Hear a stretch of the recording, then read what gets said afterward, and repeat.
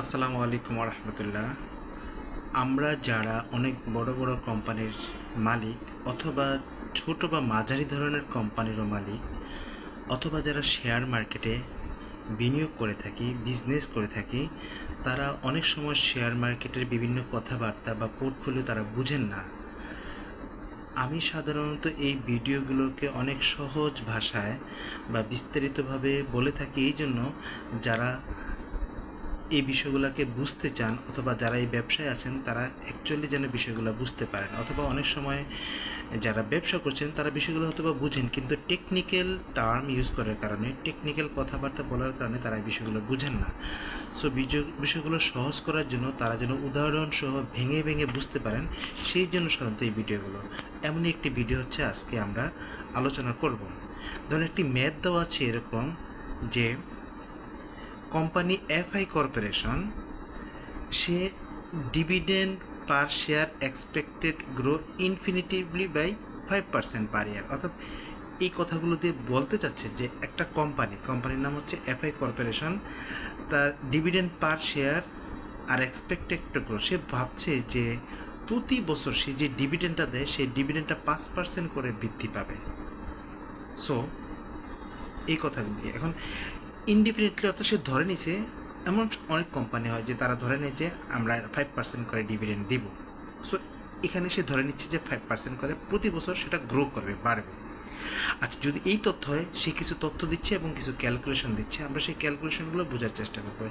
If this years end dividend is $8, অর্থাৎ এই বছর সে ডিভিডেন্ড দিয়েছে, ডিভিডেন্ড পার শেয়ার হচ্ছে $8 করে দিয়েছে, $8 দিয়েছে, and the market capitalization rate is 10% per year. Market capitalization বলতে আমরা বোঝাচ্ছি 10%, বা ওনারা যেটা বোঝাতে চায় সেটা হচ্ছে যে মার্কেটে সে তার ক্যাপিটালটা যদি বিনিয়োগ করত তাহলে হচ্ছে যে সে তার প্রতিষ্ঠানে বাইরে অন্য প্রতিষ্ঠানে সেটা রিটার্ন আসতো 10%, অর্থাৎ 100 টাকা 10 টাকা, হয় সে এখানে পাচ্ছে $8 করে, $8, 10%, এবং এখানে হচ্ছে প্রতি শেয়ারে $8 পাচ্ছে। এখন তার মার্কেটে যদি সে, আমরা জানি ফান্ড সে তার নিজের ব্যবসায় বিনিয়োগ করতে পারে, অন্য ব্যবসায় বিনিয়োগ করতে পারে। সে যদি মার্কেটে অন্য জায়গায় বিনিয়োগ করতে হয় তাতে অ্যাভারেজ তার মার্কেটে ক্যাপিটালাইজেশন রেটটা হচ্ছে 10%। এটা একটা তথ্য দেওয়া হয়েছে। হ্যাঁ, what must be current stock price by according to the DDM, dividend discounting model. এটা একটা মডেল, এই ডিভিডেন্ড ডিসকাউন্ট মডেলে কিছু সূত্র থাকে, সেই সূত্রগুলো যদি অ্যাপ্লাই করা হয় তাহলে আমাদের অনেক তথ্যগুলো বের হয়ে আসতে পারে। যেমন এখানে একটা তথ্য সে আমাদের কাছে চেয়েছে, সেটা হচ্ছে যে what must the current stock price, অর্থাৎ এই যে তথ্য দেওয়া আছে যে 5% করে সে ডিভিডেন্ড দিবে, বাড়তেই থাকবে কোম্পানিটার। হ্যাঁ, এবং হচ্ছে বর্তমানে সে ডিভিডেন্ড দিচ্ছে $8 করে, হোয়ারেজ ক্যাপিটালাইজেশন রেট হচ্ছে 10%। এই তথ্যগুলোর আলোকে বর্তমানে ওই শেয়ারটার মার্কেট প্রাইস কত, দেখেন ডিভিডেন্ড ডিসকাউন্ট মডেলে আমরা অনেক সময় এরকম তথ্য থাকে, আমরা মার্কেটের প্রাইস বের করার চেষ্টা করি। সো এই তথ্যগুলো আমরা এখন ভেঙে ভেঙে করার চেষ্টা করব। হ্যাঁ, প্রথম অঙ্কটি আমরা যদি যাই, দেখেন এখানে আরও কিছু তথ্য আছে, সেটা আমরা একটু আলোচনা করে নিই। B number, if the expected earning per share আর 12, যদি এক্সপেকটেশন থাকে যে পার শেয়ারে, এখানে হচ্ছে যে পার শেয়ারে সে এবার দিয়েছে $8, কিন্তু এবার সে আশা করতেছে পার শেয়ারে পাবে $12, এটা কিন্তু নট ক্যাপিটালাইজেশন রেট, ভুল করলে চলবে না। এটা হচ্ছে তার এক্সপেক্টেড পার শেয়ারে সে টাকা চাচ্ছে $12 করে, $12 করে। What is the implied value of the ROE on future investment opportunities, যদি সে $12 করে চায় তাহলে উপরের সিচুয়েশনে সে রিটার্ন অন ইকুইটি কত পেতে পারে, রিটার্ন অন ইকুইটির পার্সেন্টেজটা কেমন হতে পারে সেটা আমাদের কাছে জানতে চেয়েছে। 3 নম্বর হচ্ছে যে how much is the market paying per share for the growth opportunity, অর্থাৎ মার্কেট পার শেয়ারে এই যে গ্রোথ অপরচুনিটি আছে 5% করে, আরও কিছু রেট আছে, ক্যাপিটালাইজেশন রেট দেওয়া আছে, এই তথ্যগুলোর ভিত্তিতে সে মার্কেটে কত টাকা করে কি পাচ্ছে, তার হচ্ছে যে আরোই হচ্ছে এই গ্রোথ অপরচুনিটিতে, এই বিষয়গুলো জানতে চেয়েছে। হ্যাঁ, তো আমরা ম্যাথটা যখন করব তখন আমরা এই প্রশ্নগুলোর সুন্দর করে উত্তর পাবো। হ্যাঁ, আমরা প্রথমেই যেটা জানতে চাচ্ছি সেটা হচ্ছে যে এই যে তথ্যগুলো দেওয়া আছে সেই তথ্যগুলোকে আমরা ডিভিডেন্ড ডিসকাউন্ট মডেলে আমরা জানি কিছু টার্মিনোলজি ইউজ করি, সেই টার্মিনোলজি সাজানোর জন্য আমরা কিছু ম্যাথ করব। যেমন ডিভিডেন্ড ডিসকাউন্ট মডেলে আপনাকে প্রাইস অ্যাট টাইমস, বা হচ্ছে যে আপনার রিটেনশন রেট, আরও কিছু তথ্য আছে, রিকোয়ার্ড রেট এবং ডিভিডেন্ড অথবা এক্সপেক্টেড আর্নিং, এগুলো সাধারণত তথ্যগুলো বসাতে হয়। সো সেই তথ্যগুলো আমরা এখান থেকে নেওয়ার চেষ্টা করবো। দেখেন গ্রোথ রেট কিন্তু সে প্রথমে বলে দিচ্ছে 5%, হ্যাঁ 5% আমরা 0.05 ভেবে লিখতে পারি, তাই না? বলেছে এই যে দেখেন আপনারা এখানে 5%, সে ধরে নিচ্ছে ডিভিডেন্ড গ্রোথ ইনফিনিটলি 5% করে বাড়বে। এই সবগুলো তথ্য এখানেই দেওয়া আছে, আপনি পাবেন, এবং এই কথাগুলো এভাবেই লেখা আছে। সো আমরা বইয়ের দিকে যাচ্ছি না, আমরা এখানে প্রশ্নের দিকে যাচ্ছি। এখানে মার্কেট ক্যাপিটালাইজেশন রেট, যেটাকে রিকোয়ার্ড রেট বলা, সেটা 10%, হ্যাঁ 10%কে আমরা 0.10% ভেবে লিখতে পারি। দেখেন এই যে 10% এখানে লেখা আছে, মার্কেট ক্যাপিটালাইজেশন রেট ইজ 10%।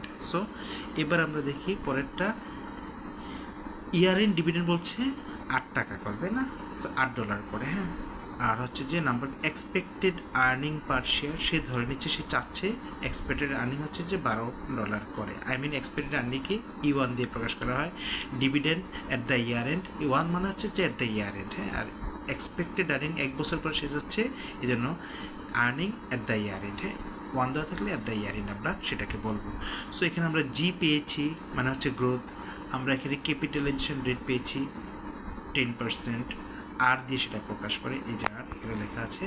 আমরা ডিভিডেন্ড পেয়েছি D1, dividend at the year end $8, আর এক্সপেক্টেড আর্নিং আমরা পেয়েছি হচ্ছে যে $12 E1 দিয়ে। সো E1, D1, আর জি, এই তথ্যগুলো আমরা পেয়েছি। সূত্রের মধ্যে এই তথ্যগুলো আমরা আলোচনা করছি, কাজে সূত্রের মধ্যে বসে আমরা ম্যাথগুলো করে ফেলবো। সো এবার দেখবো আমরা যে প্রথম ম্যাথটা, সেই প্রথম ম্যাথে আমাদের কাছে জানতে চেয়েছিল যে এই যে তথ্যগুলো, সে তথ্যগুলোর আলোকে বর্তমানে শেয়ারটার মার্কেট প্রাইস কত আছে, হ্যাঁ, what is the stock price, current stock price. So current stock প্রাইসের ডিডিএম সূত্র অনুযায়ী বলে কি, সেটা হচ্ছে যে আপনার প্রাইস অ্যাট টাইম, মানে বর্তমানের রেট। পিও থাকলে আপনারা মনে করবেন, যেহেতু 1, 2, 3, 4 থাকলে হচ্ছে 1 হচ্ছে 1 বছর, 2 থাকলে 2 বছর পরে, কিন্তু P0 মানে জাস্ট এখনই এটার প্রাইস অ্যাট টাইমস কত, সেটাকে ডিভিডেন্ড ডিসকাউন্ট মডেলে একটা সূত্র দ্বারা করেছে D1 মানে dividend at the year end, আর হচ্ছে রিকোয়ার্ড রেট মাইনাস যে হচ্ছে গ্রোথ রেট। আমরা বলি এই সূত্রগুলো কেন মুখস্থ করতে হয় জানেন? কারণ এই সূত্রগুলো 20, 30, 40, 50, 100, 200 বছর গবেষণা করে, কিন্তু জেনারেশনের পর জেনারেশন করে গবেষণা করে এই সূত্রগুলো বের করেছে। সো সূত্রগুলোকে আমরা সহজে অ্যাপ্লাই করে মুখস্থ করে, ছোটো একটা সূত্র মুখস্থ করে আমরা অঙ্কগুলো করতে পারি। দেখেন D1 কিন্তু আমরা এখানে পেয়েছিলাম। D1 কত বলেন তো? D1 হচ্ছে $8। সো আমরা $8 এখানে বসিয়ে দিয়েছি। আমাদের হচ্ছে কিন্তু আর হচ্ছে রিকোয়ার্ড রেট, কিন্তু এই যে এখানে হচ্ছে যে 10% মানে 0.1 মাইনাস হচ্ছে যে আমাদের জি গ্রোথ রেট কত, গ্রোথ রেট কিন্তু বলেছে একেবারে শুরুতে, বলছে যে 5% মানে 0.05। সো এটা যখন আমরা বসাবো 0.10 থেকে 0.05 বাদ দেওয়ার পর 0.05 থাকে, সেটাকে 8কে যদি 0.05 দিয়ে ভাগ দেওয়া হয়, যেহেতু ক্ষুদ্র অংশ দিয়ে ভাগ দিচ্ছে, তাহলে পয়েন্টটা বড় আসবে, $160। তার মিনস এই শেয়ারটার বর্তমানে মার্কেট প্রাইস হচ্ছে যে $160, প্রাইস অ্যাট টাইমস।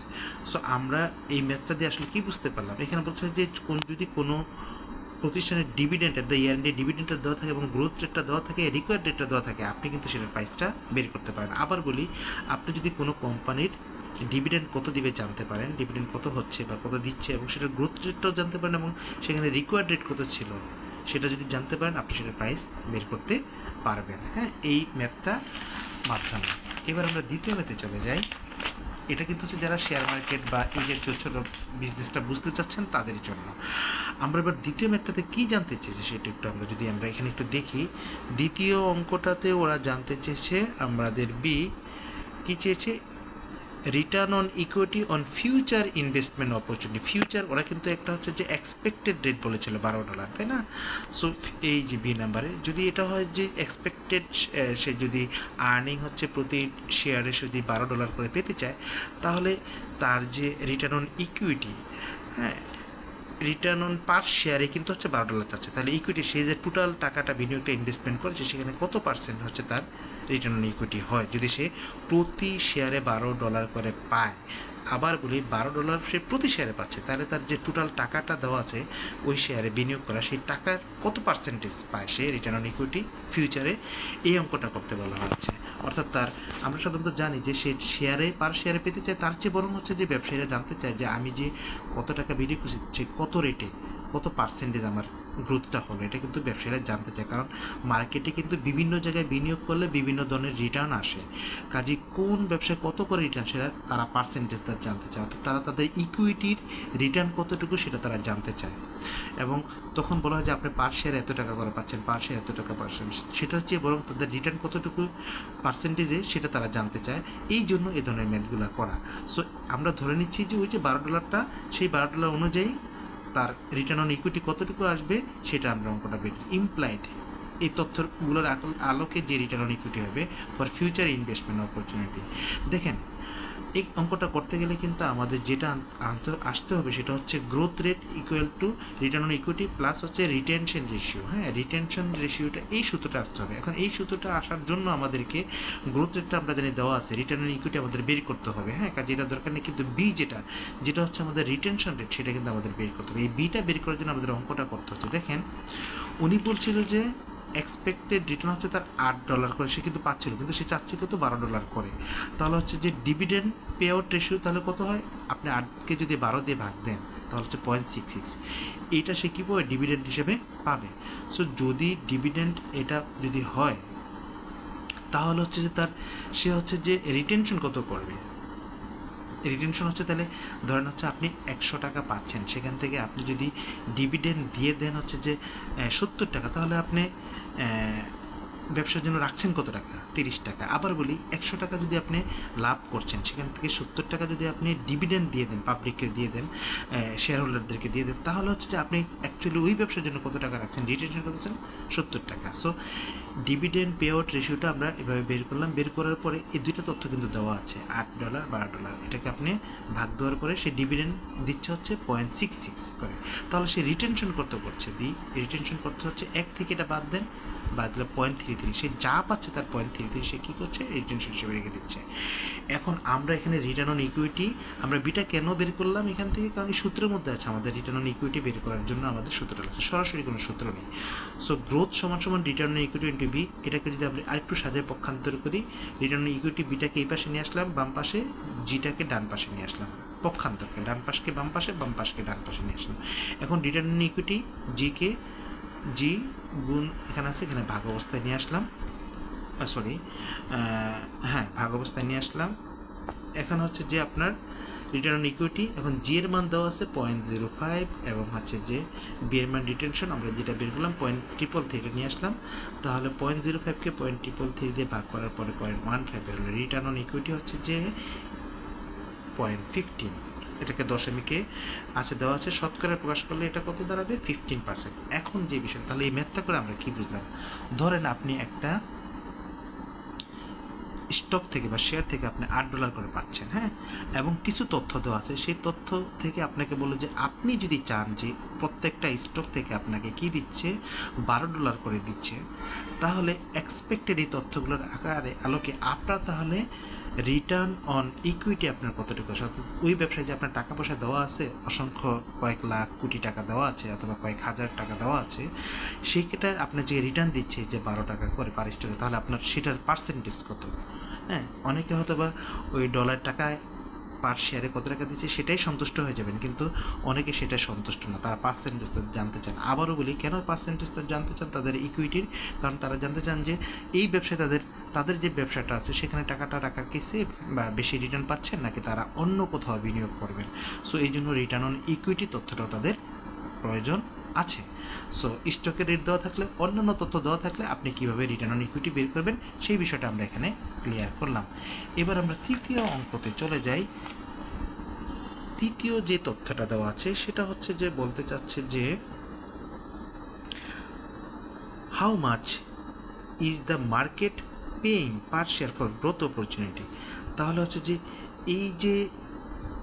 এই যে শেয়ারের অবস্থাটা দেওয়া আছে, এখানে যে শেয়ারের কথাগুলো বললো সেখানে ক্ষেত্রে how much is the market paying per share for growth opportunity, এই গ্রোথ অপরচুনিটিতে মার্কেট শেয়ার কতটুকু, মার্কেটে হচ্ছে যে মার্কেট ভ্যালু, এই শেয়ারটাতে মার্কেটের ভ্যালু কতটুকু সেটা আমাদেরকে এখানে বের করতে বলেছে পার শেয়ারে। আমরা হচ্ছে যে তার শেয়ারের যে প্রাইসটা, সেই শেয়ারের প্রাইসটা সাধারণত মার্কেট ভ্যালু এবং তার হচ্ছে যে দুইটা ভ্যালু আমরা জানি, ইন্ট্রিনসিক ভ্যালু এবং মার্কেট ভ্যালু। সেটার মার্কেট ভ্যালু কতটুকু সেটা আমাদেরকে ইন্ট্রিনসিক, সেটা টোটাল ভ্যালু থেকে আমরা ইন্ট্রিনসিক ভ্যালুটা বাদ দেবো প্রাইসের টাইম থেকে, তাহলে আমাদের মার্কেট ভ্যালুটা বের হয়ে যাবে। সেটা বের করার জন্য আমরা সাধারণত এই অঙ্কটা আমরা দেখব, ঠিক আছে। If the corporation pay all its earning as dividend, the corporation is stand as no growth corporation। ধরেন এখানে এই কথাটাতে এটা বোঝাতে চাচ্ছে, ধরেন একটা কোম্পানি সে তার সব, দেখেন এখানে হচ্ছে যে এক্সপেক্টেড যে অবস্থা, সেখানে কিন্তু পার স্টকে $12 দিত এবং মার্কেটে তার ডিমান্ড ছিল কতটুকু, রিকোয়ার্ড রিটার্ন ছিল 10%। আমরা এই অঙ্কগুলো দেখি যে এখানে কিন্তু বলে দিচ্ছে সে হচ্ছে যে 12% করে, সে হচ্ছে যে $12 করে চাচ্ছে, $12 করে সে চাচ্ছে, আর তার এক্সপেক্টেড রিটার্ন ছিল 10% করে। তার মানে যে এক্সপেক্টেড যা এবং সে যা স্টকে পাচ্ছে ইন ফিউচারে, সে পুরোটাই যদি দিয়ে দেয়, তাহলে তার ডিভিডেন্ড পে গ্রোথ, তার আসলে সে দিয়ে দিচ্ছে কত টাকা, $120। তার ওটার প্রাইস হচ্ছে যে, যদি কোনো গ্রোথ না থাকে, গ্রোথ আবার বলে গ্রোথ হচ্ছে যেটা, সেটা হচ্ছে যে যদি কোনো টাকা পয়সা সে রেখে দিত, তাহলে ডিভিডেন্ড দেওয়ার পরে সে যদি কিছু টাকা রেখে দিত, তাহলে ছিল সেটা গ্রোথ সহ। যেহেতু আমরা এখানে যে হিসাবটা দেখাচ্ছি সেটা হচ্ছে এক্সপেক্টেড 12 পাচ্ছে, এখানে হচ্ছে 10 দিয়ে ভাগ করে, যদি সে $120 পুরোটাই দিয়ে দেয়, তাহলে হচ্ছে এমন একটা প্রাইস দাঁড়াবে, সেই প্রাইসটা হচ্ছে যে কোনো গ্রোথ ছাড়াই। এখানে যদি কিছু অ্যাড হতো তাহলে হচ্ছে সেটা প্রাইস উইথ গ্রোথ, কিন্তু এখানে হচ্ছে কোনো গ্রোথ ছাড়াই ডিভিডেন্ড।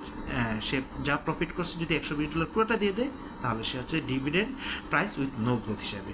সো যেখানে এখানে প্রাইস ছিল কত টাকা বলেন তো, প্রাইস ছিল $160 মার্কেটে, হ্যাঁ।